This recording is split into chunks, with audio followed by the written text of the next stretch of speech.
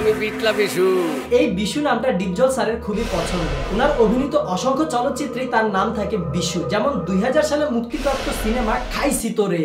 আমি বিশু, বিশু এই শহরে ওয়ান পিস। 2004 সালে মুক্তিপ্রাপ্ত ভাইয়ের শত্রু ভাই সিনেমায় ডিপজল স্যারের নাম থাকে একদম সেম টু সেম, বিটলা বিশু। মানে চিনতে পারতেছেন না, বিটলা বিশু। আবার 1999 সালে ডিপজল স্যার তার সিনেমারই নাম দেন ভয়ঙ্কর বিশু। চিনারাক, আমার নাম বিশু। এই বিশু নামটা যেই রকম ভয়ঙ্কর, ঠিক তেমনই ভয়ঙ্কর হতো সিনেমায় ডিপজল স্যারের ভিলেন ক্যারেক্টার। তার ঠান্ডা গলায় দেওয়া ভয়ঙ্কর ডায়লগগুলো শরীরের শিহরণ জাগিয়ে দিত। তোর মরণের চুলকানি উঠছে। বাংলা চলচ্চিত্র ইতিহাসের সেরা একজন ভিলেন বা খলনায়কের নাম বলতে বললে একদম শীর্ষে থাকার লড়াইয়ে থাকবে ডিপজল নামটা। তোরে ছক্কা লাগাইয়া কেরাবেরা করে দিমু। তার আজকে থেকে আরো 25-30 বছর আগের সিনেমার দেওয়া ডায়লগগুলো বর্তমান জেনারেশনের মুখে মুখেও শোনা যায়। হিসাব বোঝো না, আমি তোরে মলম লাগাই দিমু। এইরকম আরো হাজার হাজার বিখ্যাত খলনায়কের ডায়লগ দেওয়ার মাধ্যমে নিজেকে অনন্য মাত্রায় নিয়ে একজন তুখোর ভিলেন বা খলনায়ক হিসেবে প্রতিষ্ঠিত করেন জনাব ডিপজল সাহেব। তুই কি আমারে ফুটপাতের মাস্তান ভাবছস? এইবার আসল টুইস্ট বা রহস্যে আসি। কি কইবার চাস? আজকে থেকে আরো 25-30 বছর আগে যখন ডিপজল সাহেবের বয়স ছিল 35 থেকে 40, তখন তিনি এইরকম ভয়ঙ্কর লুকে ভিলেন রোলে তার ক্যারিয়ার সেট করে ফেলেছিলেন। আমি একটু দেখুন। দীর্ঘ 14-15 বছর টানা ভিলেনের রোল প্লে করে নিজের নামের সাথে ভিলেন টাইটেলটা একদম পাকাপোক্তভাবে মজবুত করে ফেলেছিলেন। সিস্টেম চালু করে আজ এখানে দাঁড়াইছি। 1993 সালে উনি ছিলেন ভয়ঙ্কর লুকে ভিলেন, অথচ এই 2023 সালে 30 বছর পরে দেখি উনি তার নতুন সিনেমার নায়ক। হ্যাঁ, ঘটনা 100% সত্য। এই 2023 সালের 9 জুন মুক্তি পায় নায়ক ডিপজলের নতুন ছবি যেমন জামাই তেমন বউ। আমার বউ গেল কই? এই সিনেমার ট্রেলারে দেখি ডিপজল স্যার ভিলেনদের সাথে ফাইট করে, আবেগী ডায়লগ মারে, আরেকটা মেয়ের এত বড় ক্ষতি করলি। এমনকি নায়িকার সাথে রোমান্টিক সিন প্লে করে। নিঃশ্বাস বলে তুমি আমার। অর্থাৎ নিজের ব্যক্তিগত 65 বছর বয়সে নায়কের রোল প্লে করলো আমাদের সবার প্রিয় ডিপজল স্যার। আমি নাকি বড় কঠিন সাবজেক্ট। তাহলে বলাই যায় হলিউডে আছে 60 বছর বয়সী নায়ক টম ক্রুজ, বলিউডে আছে 66 বছর বয়সী নায়ক অনিল কাপুর, তামিলে আছে 72 বছর বয়সী নায়ক রজনীকান্ত, তেলেগুতে আছে 67 বছর বয়সী নায়ক চিরঞ্জীবী। তাহলে আমাদের বাংলাদেশের হয়ে আছে 65 বছর বয়সী নায়ক ডিপজল। করছেন কি? মালিশ দিতাছে মালিশ। আর আজকের এই ভিডিওতে আমরা কথা বলবো ডিপজল স্যারের 65 বছর বয়সে নায়ক রোলে মুক্তিপ্রাপ্ত সিনেমা যেমন জামাই তেমন বউ নিয়ে। নওশিনের জামাই। আমি যখন প্রথম এই সিনেমাটার ট্রেলার দেখি তখনই মনে মনে অনেক এক্সাইটেড হয়ে যায়। পাশাপাশি এই সিনেমাটা হলে যেয়ে দেখার একটা প্ল্যান করে ফেলি, কারণ এত বছর যাকে ভিলেন হিসেবে দেখলাম চিনলাম, আমি সানডে মানডে ক্লোজ করছি, সে এত বয়সে এসে হচ্ছে নায়ক। ইন্টারেস্টিং না? এই ইন্টারেস্ট থেকে সিনেমাটা মুক্তির পরের দিনে আমরা বের হয়ে পড়ি হলের উদ্দেশ্যে। আমাদের বাসার আশেপাশের কোনো হলে এই সিনেমাটা মুক্তি পায়নি, তাই আমাদের যেতে হবে অনেকটা দূরে পুরান ঢাকায়। আমাদের যাত্রাপথে শুরু হয়ে যায় মুষলধারে বৃষ্টি। তীব্র বৃষ্টিতে নাজেহাল হয়ে যায় চারপাশ। মনে মনে ঠিক করে ফেলি যতই ঝড় তুফান আসুক না কেন আমরা সিনেমা হলে যাবই যাব। আমি খুব খুশি।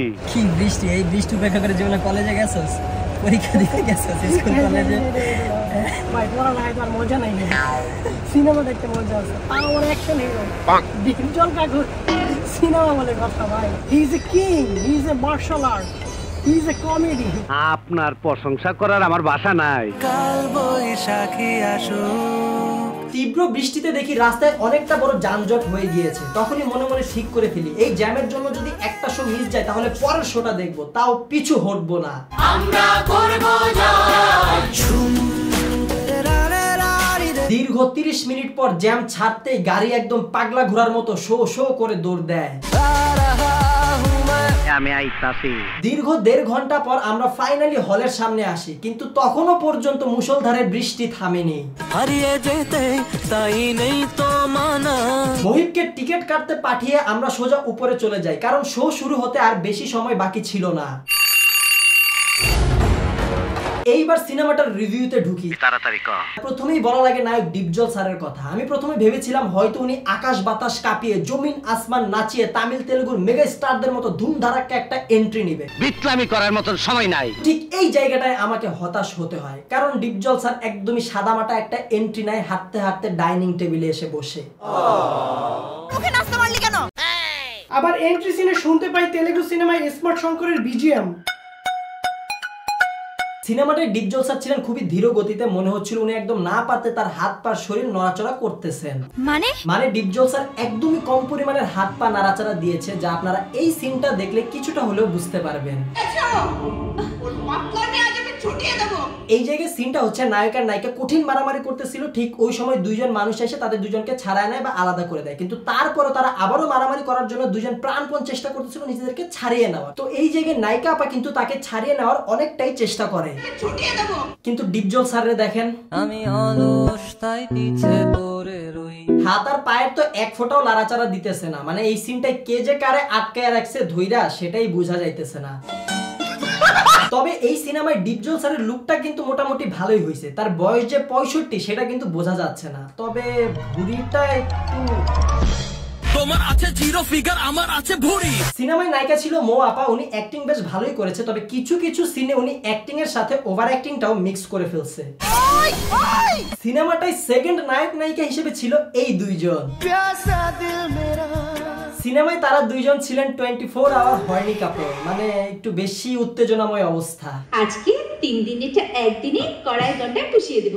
ঠোঁটে ঠোঁটে ছোট করে পাপ্পিও দিয়ে দেয়, লজ্জা লাগে। পুরো সিনেমাতেই তারা দুইজন আষ্টে পিষ্টে লেপটে ছিল একসাথে, একটু বেশি অন্তরঙ্গ। পরবর্তীতে অশ্লীল কাজগুলো করেছে। মাঝারি একটা ক্যারেক্টারে ছিলেন মাহমুদুল ইসলাম মিঠু স্যার। সবাই বলেন চুপ করে আছেন কেন? উনাকে প্রয়াত হুমায়ুন আহমেদ স্যারের সিনেমাগুলোতে যেভাবে দেখেছি, তার যে জৌলুস আর আভিজাত্য ছিল অ্যাক্টিং এ, এই সিনেমায় তার কিছুই পাই নাই। আমার কাছ থেকে লাখ লাখ টাকা খেয়ে। আগের দিনের বাংলা সিনেমার দুইটা হিট ক্যারেক্টারও ছিল। যতবার গিট্টু ছুটাই প্যাচ লাগে রে তত। এইবার সিনেমাটার গল্পে আসি। সিনেমাটার গল্পটা বেশ ভালোই ছিল, বাস্তববাদী, তবে এই সিনেমার গল্পে নায়ক আর নায়িকার ঝগড়ার পরিমাণটা একটু বেশিই ছিল। সিনেমাটা শুরুও হয় নায়ক নায়িকার ঝগড়া দিয়ে, এবং সিনেমাটার প্রতি 5 মিনিট অন্তরে অন্তরে দেখা যায় নায়ক আর নায়িকার ঝগড়া। প্রতিদিন এইভাবে মারামারি। জামাই বউ এত বেশি পরিমাণে ঝগড়া করতো যে তাদের জন্য পুরো এলাকার নামই বদলে যায়। ওনাদের ঝগড়ার কারণে এই মীরনগরের নাম হয়ে গেছে একটা কাইচানগর। শেষমেশ পুলিশ পর্যন্ত আসে তাদের এই ঝগড়া থামানোর জন্য। প্রত্যেকটা সংসারের দাম্পত্য জীবনে ঝগড়া হয়। ঝগড়া ঝগড়া ঝগড়া ঝগড়া এবং ঝগড়া, তারপর ঝগড়া, তারপর ঝগড়া, এবং দুইটা সবশেষ ঝগড়া। দুইটা ক্যারেক্টার আছে যারা এসে ঝগড়াটা থামায়। কঠিন খেলা খেলবার চাই। সিনেমাটায় নায়ক আর নায়িকার এত পরিমাণের ঝগড়া দেখতে দেখতে আমারই মাথা গরম হয়ে যায়। তাই তো সিনেমাটার হাফ টাইমে মাথা ঠান্ডা করার উপায় খুঁজতে থাকি। ঠিক তখনই আমার মনে পড়ে যায় জায়রা ভাইয়ের কথা। মাথা ঠান্ডা করতে হয় খেয়ে লাচ্ছি। জায়রা ভাইয়ের কথা মতো সোজা লাচ্ছি কিনতে চলে যায় আমরা। কুল কুল, কারণ মাথা ঠান্ডা করতে হয় খেয়ে লাচ্ছি। যাই হোক ডিপজল কাকু, আপনার জীবনে এত কষ্ট, এত বেদনা, এত যন্ত্রণা। আহারে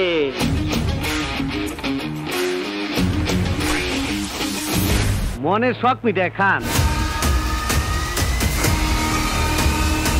খান। যাই হোক, একটু লাচ্ছি খেয়ে আমরা মাথা ঠান্ডা করে আবারও হলে ঢুকি। তারপর আমি হলে বসে একদম সম্পূর্ণ সিনেমাটা দেখি। সত্যি? হ্যাঁ সত্যি, কারণ এই সিনেমাটা মোটামুটি সবারই কিছুটা কম হোক কিংবা কিছুটা বেশি হোক ভালো লাগবে। সিনেমাটা উপভোগ করার মতোই, তবে যারা একটু বয়স্ক মানুষ, যারা একটু পুরানা ধাঁচের সিনেমা দেখতে পছন্দ করেন, তাদের জন্য এই সিনেমাটা বেশি গ্রহণযোগ্য হবে। মাইয়া মানুষের মন কেমনে পায় তা আমি জানি না, ওই স্কুলে পড়ি না। তবে আপনি যদি একদমই আপডেটেড হলিউড বলিউড সিনেমা কিংবা ওয়েব সিরিজ দেখে অভ্যস্ত হয়ে থাকেন, তাহলে এই সিনেমাটা আপনার কাছে স্লো লাগতে পারে, বা এই সিনেমাটা দেখার সময় আপনি বোর হতে পারেন, ঠিক যেমনটাই বোর হয়ে মোবাইল টিপতেছিল আমাদের টিম মেম্বার রবিউল। সবাই বলে সংসার সুখের হয় নারীর কাছে, ভাল লাগে না কিছুই আমার সদাই লাগে একা। সিনেমাটার ডিরেক্টর ছিলেন জনাব মন্তাজুর রহমান আকবর। উনি 1990-এর দশক থেকে ডিরেকশনের কাজ করে আসছেন, তাই তার এক্সপিরিয়েন্স বেশ ভালোই বলা যায়। পাশাপাশি তিনি কিন্তু এই সিনেমায় ভালোই ডিরেকশন দিয়েছেন। তার ডিরেকশন মোটামুটি এই ছবিটাকে অনেকটাই বেশি প্রাণবন্ত রেখেছিল। আমার বউ নিজেরে ভাবে পয়সেরে রায়। এই সিনেমাটায় বেশ কিছু গানও রয়েছে, গানগুলো মোটামুটি বলা যায় বেশ ভালোই হয়েছে। তুমি ছাড়া বেঁচে থাকা দায়। মূলত ডিপজল স্যারের এই সিনেমাটাকে তার বিলাসিতা থেকে বানানো সিনেমা বলা যায়। তার অবসর সময় কাটাতে, তার টাইম পাস করতে কিংবা তার প্যাশন বা হবি থেকে তিনি এই সিনেমাটা বানিয়েছেন। এই সিনেমাটা নিয়ে বাণিজ্যিকভাবে ব্যবসা সফল করার কোনো টার্গেটই ছিল না তার। আমারে দিস না কোনো ইস্যু। এবার একটু সিনেমা হলের কথাটা আলাদাভাবে বলাই লাগে। আমরা ডিপজল স্যারের যেমন জামাই তেমন বউ সিনেমাটি দেখতে গিয়েছিলাম তাঁতিবাজার মোড়ের চিত্রা মহলে।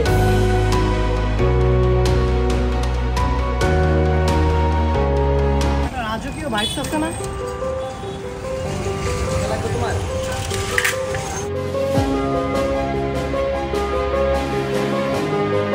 এই সিনেমা হলটা আমার দেখা সবথেকে জোস আর বাজেট ফ্রেন্ডলি। এই সিনেমা হলে ডিসি টিকেটের দাম মানে সর্বোচ্চ টিকেটের দাম মাত্র 100 টাকা। পাশাপাশি সম্পূর্ণ সিনেমা হলটা কিন্তু শীতাতপ নিয়ন্ত্রিত। অন্যান্য হলের তুলনায় এই সিনেমা হলে টিকেটের দাম খুবই কম। বসার চেয়ারগুলোও বেশ আরামদায়ক ছিল। পাশাপাশি হলের ভেতরের পরিবেশেও ছিল বেশ নান্দনিকতার ছোঁয়া।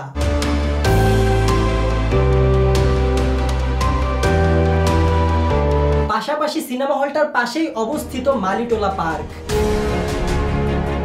ছোট্ট একটা পার্ক তো লম্বালম্বি, তাই মনে হইতেছিল 2 তলা পার্ক। পার্কটা খুবই ছিমছাম, পাশাপাশি সিম্পলের মধ্যে গর্জিয়াস। তাই সিনেমা দেখে বের হয়ে এই পার্কে বসে 1 কাপ কফি কিংবা লাচ্ছি হাতে নিয়ে আড্ডা দিলে কিন্তু সময়টা বেশ ভালোই কাটবে। আমরা সিনেমা দেখার পরে বেশ কিছুটা সময় এই পার্কে অতিবাহিত করি। বৃষ্টি পড়ার কারণে ঠান্ডা ওয়েদারটা এই পার্কটাকে আরো জীবন্ত করে রেখেছিল। যাই হোক, সব মিলে ডিপজল স্যারকেও অনেক ধন্যবাদ আমাদেরকে এত সুন্দর একটা সময় কাটানোর ব্যবস্থা করে দেওয়ার জন্য। পাশাপাশি এই বয়সে এসে তার চেষ্টাটাও কিন্তু বেশ ভালোই ছিল। আপনি খুব ভালো মানুষ। সামনে ডিপজল স্যারের নায়ক রোলে আরো অনেকগুলো সিনেমা আসতেছে, আপনারা সেগুলো রিভিউ চাইলে কমেন্ট বক্সে জানান আমাদের। বিশু কেরা বেড়া করে মারে। So guys, that's all video. আশা করি ভিডিও আপনাদের ভালো লেগেছে। ভিডিও যদি আপনাদের ভালো লাগে তাহলে আপনাদের মন থেকে আমাদের ভালোবাসা থেকে এই ভিডিওতে লাইক কমেন্ট শেয়ার করে দিন। আর আমাকে প্রথমবার দেখে থাকলে এখন চ্যানেলটা সাবস্ক্রাইব করুন। শুধু সাবস্ক্রাইব করা হবে না, সাথে কিন্তু অবশ্যই পাশের ঘন্টাটাও বাজিয়ে দিবেন। আর এই বয়সে এসে ডিপজল স্যারকে নায়ক হিসেবে দেখে আপনার অনুভূতি কি সেটাও কিন্তু কমেন্ট বক্সে জানান। দেখা হচ্ছে আপনার সাথে পরবর্তী ভিডিওতে। Till then stay well, stay awesome, bye by.